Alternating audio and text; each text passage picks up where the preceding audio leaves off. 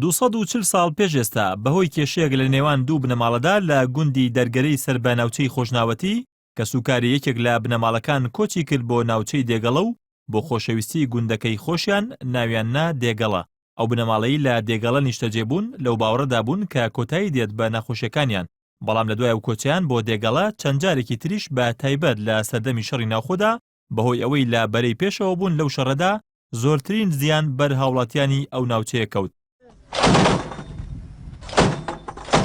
دێگەڵە زۆر جار وەک سێمبۆلێکی شەڕی ناوخۆ تەماشا کراوە و لە دوای شەڕی ناوخۆوە پارتی و یەکێتی چەند جارێک بازگەکانی خۆیان لەو سنوورە کشاندوتەوە وەکو ئاماژەیەک بۆ کۆتایی هاتنی جەنگی ناوخۆ، بەڵام پێشهاتەکانی ئەم دواییە دووبارە ناو سنووری جوگرافی دێگەڵەی زیندوو کردوتەوە.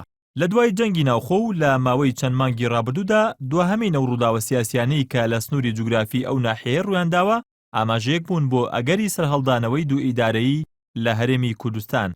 لە 15 ئابی 2015دا ژمارەیەک پەرلەمانتاری کوردستان لە بازگەی دێگەڵە ڕێگریان لێکرا بگەڕێنەوە بۆ شاری هەولێر.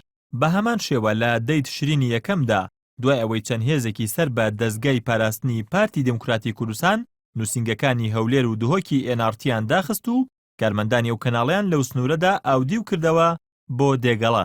زۆر جار کاتێک باز لە دێگەڵە دەکرێت لە ئاستی نێودەوڵەتیدا بەراورد دەکرێت بە دیواری بەرلین کە ئەو دیوارە لە 13 ئەیلولی ساڵی 1961 دروست کرا لەلایەن ئەڵمانیای ڕۆژئاواوە بۆ ڕێگەگرتن لە کۆچبەرانی ئەڵمانیای ڕۆژهەڵات تا بەرەو سنووری ئەڵمانیاکەی تر نەچن.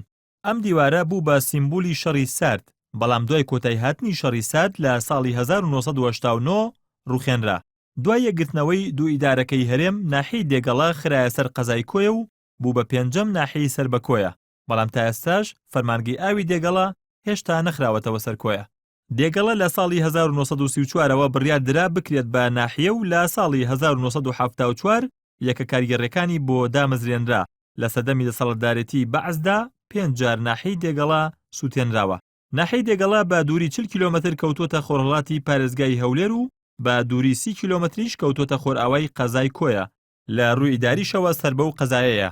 ژماری دانیشتوانی دێگەڵە نزیکەی 5000 کەس دەبێت و ژمارەی گوندەکانیشی 53 گوند لە خۆ دەگرێت.